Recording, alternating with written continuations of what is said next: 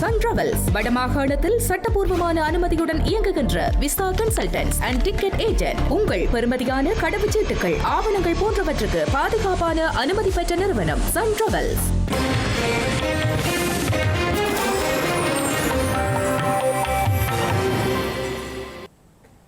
வணக்கம். இது ஐபிசி தமிழின் காலை நேர பிரதான செய்திகள். முதலில் தலைப்புச் செய்திகள். நீதிபதிகளின் ஓய்வு பெறும் வயதெல்லை விவகாரம், பொதுவான இணக்கப்பாடு அவசியம் என்கிறது சட்டத்தரணிகள் சங்கம். இலங்கைக்கு எச்சரிக்கை விடுத்த ஐநா, அனுரவுக்கு அனுப்பிய அவசர கடிதம். துப்பாக்கிச் சூட்டில் உயிரிழந்த பெக்கோ சமனின் தாய், இலக்கு வைக்கப்படும் பாதாள குழுவினரின் குடும்பங்கள். இரண்டாம் கட்ட போராட்டத்தை அறிவித்த கரப்பான் பூச்சி ஜனதா கட்சி, ஜந்தர் மந்தரில் போராட்டம். 30 ஆண்டுகளுக்கு பின்னர் சூரிய கிரகணத்தை கண்டுகளித்த ஐரோப்பிய மக்கள், மில்லியன் கணக்கானோர் பார்வை. இனி தொடர்வது விரிவான செய்திகள். இலங்கையில் நீதிபதிகளின் ஓய்வு பெறும் வயதெல்லையை நீடிப்பது தொடர்பான முடிவு நாட்டின் பொது நலனுக்காக எடுக்கப்பட்ட ஒரு தீர்மானம் என ஜனாதிபதி அன்ருகுமார் திசாநாயக்க தெரிவித்துள்ளார். இதற்கு பதிலளித்த சட்டத்தரணிகள் சங்கம், நீதிபதிகளின் ஓய்வூதிய வயதெல்லையை நீடித்தல் போன்ற விடயங்கள் தொடர்பில் கொள்கை ரீதியான எதிர்ப்புகள் எதுவும் இல்லை. அது தொடர்பில் மேலும் ஆராய்ந்து பொதுவான இணக்கப்பாட்டிற்கு வருவது பொருத்தமானது என்றும் பரிந்துரைத்துள்ளனர்.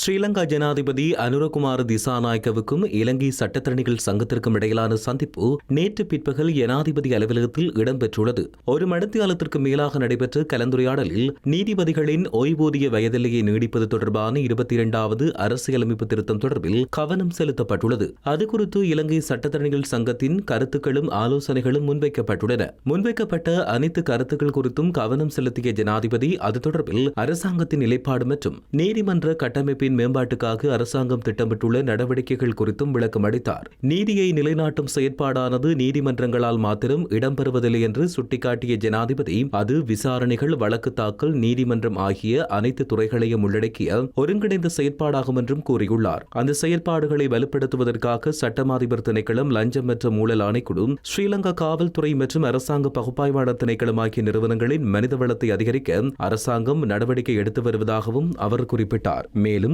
லஞ்சம் மற்றும் ஊழல் ஆணைக்குழுவின் சேவைகளை மாவட்ட மட்டத்தில் பரவலாக்க திட்டமிடப்பட்டுள்ளதாகவும், மேன்முறையீட்டு நீதிமன்ற நீதிபதிகளின் எண்ணிக்கையினை அதிகரிப்பதுடன் பொதுமக்கள் எளிதில் அணுகும் வகையில் மேன்முறையீட்டு நீதிமன்ற நடவடிக்கைகளை மாகாண மட்டத்தில் நடைமுறைப்படுத்துவதற்கான உட்கட்டமைப்பு வசதிகளை மேம்படுத்தவும் நடவடிக்கை எடுக்கப்படும் என்று ஜனாதிபதி தெரிவித்தார். மேலும் மக்களுக்கு நீதிமன்ற செயற்பாடுகளை இலக்குப்படுத்துவதற்காக மேல் நீதிமன்ற நீதிபதிகளின் எண்ணிக்கையை அதிகரிக்கவும், நீதிமன்றங்களுக்கு தேவையான பௌதிக வசதிகளை வழங்கவும் நடவடிக்கை எடுக்கப்பட்டு வருவதாகவும் ஜனாதிபதி சுட்டிக்காட்டினார். எனவே நீதிபதிகளின் ஓய்வு பெறும் வயதிலேயே நீடிப்பது தொடர்பான முடிவு எந்தவொரு நபரையும் அல்லது குழுவையும் இலக்காக கொண்டதல்ல, மாறாக நாட்டின் பொது நலனுக்காக எடுக்கப்பட்ட ஒரு தீர்மானமாகும் என்றும் அவர் வலியுறுத்தினார். இந்த சீர்திருத்தங்கள் முழுமையான கட்டமைப்பு சார் பிரச்சினைகளை தீர்ப்பதற்கான பரந்த மறுசீரமைப்புகளின் ஒன்று என்றும், இது தனிப்பட்ட கருத்து அல்லது அரசாங்கத்தின் தனிப்பட்ட கருத்து அல்ல என்றும் அவர் சுட்டிக்காட்டினார். நீதிபதிகளின் எண்ணிக்கை அதிகரிப்பதுடன் நீதிபதிகளின் ஓய்வூதிய வயதிலேயே நீடித்தல் போன்ற விடயங்கள் தொடர்பில் கொள்கை ரீதியான எதிர்ப்புகள் எதுவும் இல்லை என்று தெரிவித்த இலங்கை சட்டத்தரணிகள் சங்கத்தின் பிரதிநிதிகள், இந்த தீர்மானம் தொடர்பில் மேலும் ஆராய்ந்து பொதுவான இணக்கப்பாட்டுக்கு வருவது பொருத்தமானது என்றும் பரிந்துரைத்துள்ளனர். இலங்கையில் நீதிபதிகளின் ஓய்வு பெறும் வயதை அதிகரிக்கும் வகையில் முன்மொழியப்பட்டுள்ள 22வது அரசியலமைப்பு திருத்தம் தொடர்பில் ஐக்கிய நாடுகள் சபை ஸ்ரீலங்கா அரசாங்கத்திற்கு விசேட கடிதம் ஒன்றை அனுப்பியுள்ளது. நீதிபதிகள் மற்றும் சட்டத்தரணிகளின் சுதந்திரம் தொடர்பான ஐக்கிய நாடுகள் சபையின் விசேட பிரதிநிதி மார்க்ரெட் சாட்டர்வைட் இந்த எச்சரிக்கை கடிதத்தினை அனுப்பி வைத்துள்ளார். இலங்கையில் உயர் நீதிமன்ற நீதியரசர்களின் ஓய்வு பெறும் வயது 65ஆகவும் மேன்முறையீட்டு நீதிமன்ற நீதியரசர்களின் ஓய்வு பெறும் வயது 63ஆகவும் காணப்படுகிறது. புதிய திருத்தத்தின் மூலம் இதனை முறையே 67 மற்றும் 65ஆக உயர்த்துவதற்கு யோசனைகள் முன்வைக்கப்பட்டுள்ளன. இந்த அவசர அரசியலமைப்பு திருத்தமானது நீதிமன்ற அமைப்பின் சுதந்திரத்திற்கும் நியாயமான வழக்கு விசாரணைகளுக்குமான உரிமைக்கும் கடுமையான பாதிப்புகளை ஏற்படுத்தக்கூடும் என ஐநா விசேட பிரதிநிதி சுட்டிக்காட்டியுள்ளார். இந்த மாற்றங்கள் எதிர்கால நியமனங்களுக்கு மட்டுமின்றி தற்போது சேவையில் உள்ள நீதிபதிகளின் பதவிக்காலத்திற்கும் பொருந்தும் வகையில் தயாரிக்கப்பட்டுள்ளமை பெரும் கவலை அளிப்பதாகவும் அவர் குறிப்பிட்டுள்ளார். முறையான கலந்தாலோசனைகளின்றி கொண்டுவரப்படும் இத்தகைய திருத்தங்கள் நீதித்துறையின் மீதான பொதுமக்களின் நம்பிக்கையை சீர்குலைக்கும் எனவும் அவர் சுட்டிக்காட்டியுள்ளார். எனவே இந்த சட்ட திருத்தத்துக்கான காரணங்கள் மற்றும் நீதித்துறையின் சுதந்திரத்தை பாதுகாப்பதற்கு எடுக்கப்பட்டுள்ள நடவடிக்கைகள் குறித்து தெளிவுபடுத்துமாறு ஐக்கிய நாடுகள் சபை இலங்கை அரசாங்கத்திடம் கோரிக்கை விடுத்துள்ளது. அம்பாந்தோட்டை மித்தனிய பகுதியில் நடத்தப்பட்ட துப்பாக்கிச் சூட்டில் பெக்கோ சமன் எனப்படும் ஒழுங்கமைக்கப்பட்ட குற்றக்குழு உறுப்பினரின் தாயார் உயிரிழந்துள்ளார். இந்த துப்பாக்கிச் சூட்டு சம்பவம் நேற்று மாலை இடம்பெற்றுள்ள நிலையில் காவல்துறையினர் விசாரணைகளை ஆரம்பித்துள்ளனர். ஒழுங்கமைக்கப்பட்ட குற்றக்குழுவின் உறுப்பினரான பெக்கோ சமனின் தாயார் மீது நேற்று மாலை அவரது வீட்டில் வைத்து துப்பாக்கிச் சூடு நடத்தப்பட்டுள்ளது. ஒந்துருளியில் வந்த இருவர் இந்த துப்பாக்கிச் சூட்டை மேற்கொண்டுவிட்டு தப்பிச் சென்றுள்ளமை கண்டறியப்பட்டுள்ளது. இதனையடுத்து காயமடைந்த அவர் மித்தனிய வைத்தியசாலையில் அனுமதிக்கப்பட்ட நிலையில் உயிரிழந்துள்ளார். கெஹல்பத்ர பத்மே உள்ளிட்ட குழுவினர் இந்தோனேசியாவில் கைது செய்யப்பட்ட சந்தர்ப்பத்தில் பெக்கோ சமன் என்ற நெதன்கொட நிர்மல பிரசன்னவும் கைது செய்யப்பட்டு இலங்கைக்கு அழைத்து வரப்பட்ட நிலையில் தற்பொழுது அவர் தடுத்து வைக்கப்பட்டுள்ளார். அதே சமயம் மாளிகாவத்தை பகுதியில் மேற்கொள்ளப்பட்ட துப்பாக்கிச் சூட்டில் கஞ்சிபானி இம்ரானின் மாமா சுட்டுக் கொல்லப்பட்ட நிலையில் தற்பொழுது பெக்கோ சமனின் தாயாரும் சுட்டுக் கொலை செய்யப்பட்டுள்ளமை குறிப்பிடத்தக்கது. சர்வதேச வலிந்து காணாமல் ஆக்கப்பட்டோருக்கான தினத்தினை முன்னிட்டு யாழ்ப்பாணத்தில் வலிந்து காணாமல் ஆக்கப்பட்டவர்களின் உறவினர்களால் நடத்தப்படவுள்ள மாநாட்டுக்கு தமது ஆதரவினை வழங்கவுள்ளதாக யாழ்ப்பாண பல்கலைக்கழக மாணவர் ஒன்றியம் தெரிவித்துள்ளது. யாழ்ப்பாண பல்கலைக்கழக மாணவர் ஒன்றிய பிரதிநிதிகளை வடக்கு கிழக்கு வலிந்து காணாமல் ஆக்கப்பட்டோரின் உறவுகள் சங்க பிரதிநிதிகள் நேற்றைய தினம் சந்தித்து கலந்துரையாடிய போதே இதை அவர்கள் தெரிவித்துள்ளனர். இந்த மாநாடு எதிர்வரும் 30ஆம் தேதி யாழ்ப்பாணம் தந்தை செல்வா கலையரங்கில் நடைபெறவுள்ளது.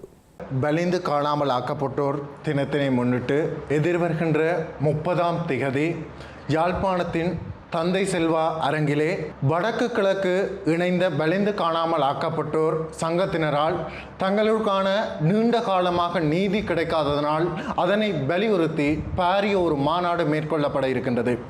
இந்த மாநாட்டிற்கு யாழ்ப்பாண பல்கலைக்கழக மாணவர் ஒன்றியமாக நாங்கள் எங்களுடைய முழுமையான ஆதரவினை வழங்கியிருக்கின்றோம். அந்த அடிப்படையிலே ஏனைய சிவில் அமைப்புகளும் சரி, மத தலைவர்களும் சரி, அரசியல் கட்சிகளும் சரி, எந்தவிதமான கட்சி பேதமின்றி இந்த மாநாட்டிலே அனைவரையும் ஒன்றாக இணைந்து கொள்ளுமாறு பல்கலைக்கழக மாணவர் ஒன்றியமாக நாங்கள் இதனை வலியுறுத்தி நிற்கின்றோம். நீண்டகால முதலீடுகளுக்கு இலங்கையின் கதவுகள் எப்போதும் திறந்துள்ளதாக ஸ்ரீலங்காவின் பிரதமர் ஹரணி அமரசூரிய தெரிவித்துள்ளார். ஐக்கிய நாடுகளின் உலகளாவிய ஒப்பந்தம் மற்றும் இலங்கை முதலீட்டு சபை ஆகியவை இணைந்து கொழும்பில் ஏற்பாடு செய்த ஆசிய பசிபிக் பிராந்தியத்தின் நிலையான அபிவிருத்தி இலக்குகளை உள்ளடக்கிய முதலீட்டு மாநாட்டில் அவர் இதனை தெரிவித்துள்ளார்.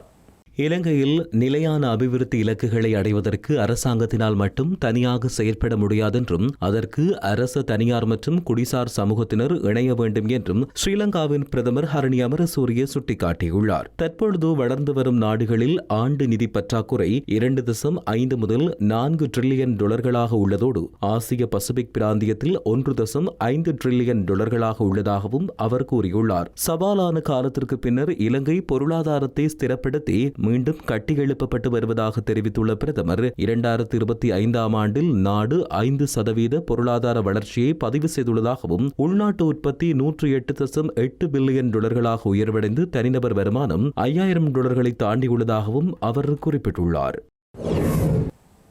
தாயகத்து மக்களின் வாழ்வியலையும் கிராமிய மொழிநடையையும் உலகத் தமிழர்களிடம் கொண்டு சேர்த்த ஐபிசி தமிழின் தீக்கடை நிகழ்ச்சியில் பங்கேற்ற பொன் ஈஸ்வரன் லண்டனில் காலமாகியுள்ள நிலையில் அவருக்கு பலரும் இரங்கல்களை தெரிவித்து வருகின்றனர். பொன் ஈஸ்வரன் தன்னுடைய இளமை காலங்களில் பெண் வேடம் ஏற்று மேடைகளில் சிறப்பாக நடித்துள்ளதோடு வில்லிசை, குறும்படங்கள், மேடை நாடகங்கள் என பல்வேறு கலை தளங்களிலும் தன்னுடைய திறமையை வெளிப்படுத்தியிருந்தார். பொன் ஈஸ்வரனின் மறைவு தாயக கலைத்துறைக்கும் கிராமிய கலை மரபுகளுக்கும் அவரை நேசித்த தமிழர்களுக்கும் பேரிழப்பாக அமைந்துள்ளது. இலங்கையில் டெங்கு பரவல் தீவிரமடைந்துள்ள நிலையில் இந்த ஆண்டில் இதுவரையான காலப்பகுதியில் உயிரிழந்தோரின் எண்ணிக்கை 68ஆக அதிகரிக்கப்பட்டுள்ளதோடு பாதிக்கப்பட்டோரின் மொத்த எண்ணிக்கை 91,059ஆக உயர்வடைந்துள்ளது. இலங்கையில் பதிவாகியுள்ள டெங்கு மரணங்களின் எண்ணிக்கை 68ஆக அதிகரித்துள்ளது. தேசிய டெங்கு ஒழிப்பு பிரிவு வெளியிட்டுள்ள புதிய தரவுகளின்படி இந்த ஆண்டில் இதுவரை மொத்தம் 91,059 டெங்கு நோயாளர்கள் அடையாளம் காணப்பட்டுள்ளதாக தெரிவிக்கப்படுகிறது. பதிவாகியுள்ள மொத்த நோயாளர்களில் 52.98% மேல் மாகாணத்திலேயே இனம் காணப்பட்டுள்ளதாகவும் கூறப்படுகிறது. மேல் மாகாணத்தில் இனம் காணப்பட்ட நோயாளர்களின் எண்ணிக்கை 48,244 என்றும் தேசிய டெங்கு ஒழிப்பு பிரிவு குறிப்பிட்டுள்ளது. மாவட்ட ரீதியாக அதிக பாதிப்பு கம்பகா மாவட்டத்துக்கு ஏற்படுத்தப்பட்டுள்ளதோடு அங்கு 19,406 நோயாளர்கள் பதிவாகியுள்ளனர். கொழும்பு மாவட்டத்தில் 18,101 நோயாளர்களும், கண்டி மாவட்டத்தில் 6,491 நோயாளர்களும் இனம் காணப்பட்டுள்ளனர். அத்துடன் கடந்த ஜூலை மாதத்திலேயே அதிக அளவிலான நோயாளர்கள் பதிவாகியுள்ளதோடு அந்த எண்ணிக்கை 29,971 என்றும் தெரிவிக்கப்பட்டுள்ளது. இதனிடையே ஆகஸ்ட் மாதத்தின் கடந்த சில நாட்களில் மாத்திரம் 5,714 நோயாளர்கள் புதிதாக இனம் காணப்பட்டுள்ளனர். எவ்வாறாயினும் 119 சுகாதார வைத்திய அதிகாரி பிரிவுகள் தொடர்ந்தும் டெங்கு அதிக அபாய வலயங்களாக சுகாதார பிரிவினரால் அடையாளப்படுத்தப்பட்டுள்ளன. வரலாற்று சிறப்புமிக்க தொண்டமனாறு செல்வச்சந்நிதி முருகன் ஆலயத்தின் வருடாந்த மகோற்சவம் இன்றைய தினம் கொடியேற்றத்துடன் ஆரம்பமாகியுள்ளது.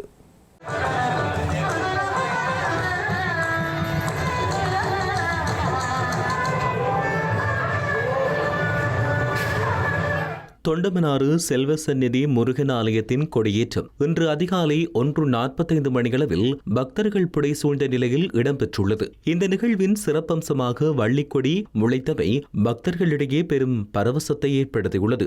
இதை முருகப்பெருமானின் அருளின் அடையாளமாக பக்தர்கள் நோக்கினர். யாழ்ப்பாணத்தின் பிரசித்தி பெற்ற முருகஸ்தலங்களில் ஒன்றான செல்வச்சந்நிதி ஆலயத்தில் இடம்பெற்ற கொடியேற்ற நிகழ்வில் பெரும் திரளான பக்தர்கள் கலந்து கொண்டனர். திருவிழாவுக்கு வருகை தரும் பக்தர்களின் நலன் கருதி சுகாதார குடிநீர் உட்பட பல வசதிகளை வல்வெட்டித்துறை நகரசபை மேற்கொண்டுள்ளதோடு விசேட போக்குவரத்து ஒழுங்குகளும் ஏற்பாடு செய்யப்பட்டுள்ளன. தேர் திருவிழா எதிர்வரும் 27ஆம் தேதியும் தீர்த்தோற்சவம் 28ஆம் தேதியும் இடம்பெறவுள்ளமையும் குறிப்பிடத்தக்கது.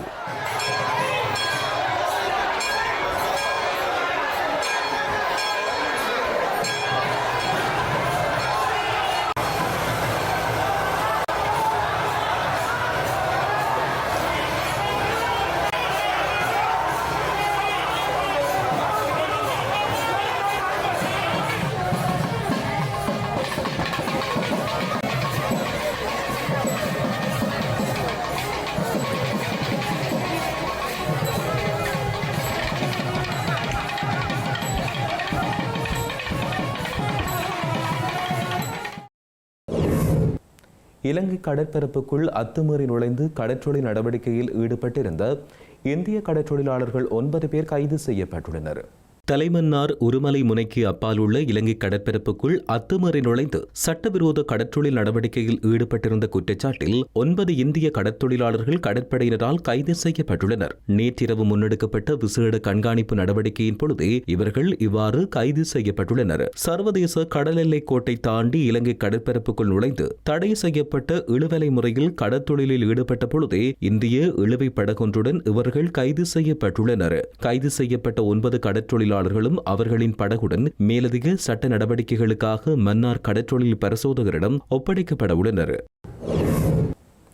இந்திய தலைநகர் டெல்லி ஜந்தர் மந்தரில் 2ஆம் கட்ட போராட்டம் தொடங்கப்படும் என கரப்பான்பூச்சி ஜனதா கட்சியின் நிறுவனர் அபிஜித் தீப்கே அறிவித்துள்ளார். எனினும் எக்காரணத்துக்காகவும் இந்த போராட்டம் இடம்பெறும் என்று அறிவிக்கவில்லை.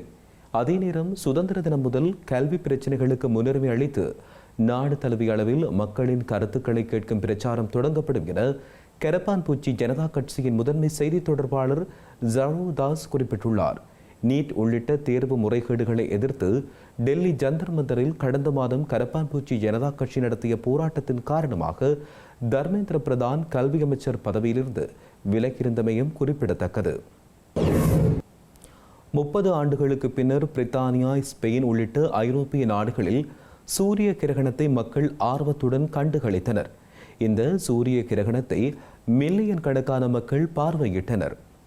ஐரோப்பாவில் 30 ஆண்டுகளுக்கு பின்னர் தென்பட்ட முதல் முழு சூரிய கிரகணம் இதுவாகும். இந்த சூரிய கிரகணம் கிரீன்லாந்து, ஐஸ்லாந்து மற்றும் வடக்கு ஸ்பெயின் ஆகிய பகுதிகளை கடந்து பயணித்தது. சூரியன், நிலவு மற்றும் பூமி ஆகிய மூன்றும் ஒரே நேர்கோட்டில் வரும்போது நிலவு சூரியனை மறைப்பதால் இந்த நிகழ்வு ஏற்படுகிறது. ஸ்பெயின் நாட்டில் முழு சூரிய கிரகணத்தை காண்பதற்காக கோடிக்கணக்கான மக்கள் திரண்டிருந்தனர். நாட்டின் பல நகரங்கள் மற்றும் திறந்தவெளி மைதானங்களில் கூடிய மக்கள் தெளிவான வானிலைக்கு மத்தியில் சூரிய கிரகணத்தை கண்டுகளித்தனர். அத்துடன் சுவிட்சர்லாந்தின் வடமேற்கு பகுதியில் உள்ள சாசலர் மலைப்பகுதி உள்ளிட்ட பல இடங்களில் சூரிய கிரகணத்தை மக்கள் பார்வையிட்டனர். மேலும் பிரித்தானியாவில் 90% அதிகமான அளவு சூரியனை நிலவு மறைத்த நிலையில் பகுதியளவில் சூரிய கிரகணம் தென்பட்டுள்ளதாக தெரிவிக்கப்பட்டுள்ளது. செய்திகளின் நிறைவாக மீண்டும் தலைப்புச் செய்திகள். நீதிபதிகளின் ஓய்வு பெறும் வயதெல்லை விவகாரம், பொதுவான இணக்கப்பாடு அவசியம் என்கிறது சட்டத்தரணிகள் சங்கம். இலங்கைக்கு எச்சரிக்கை விடுத்த ஐநா, அனுரவுக்கு அனுப்பிய அவசர கடிதம். துப்பாக்கிச் சூட்டில் உயிரிழந்த பெக்கோ சமனின் தாய், இலக்கு வைக்கப்படும் பாதாள குழுவினரின் குடும்பங்கள். 2ஆம் கட்ட போராட்டத்தை அறிவித்த கரப்பான் பூச்சி ஜனதா கட்சி, ஜந்தர் மந்தரில் போராட்டம்.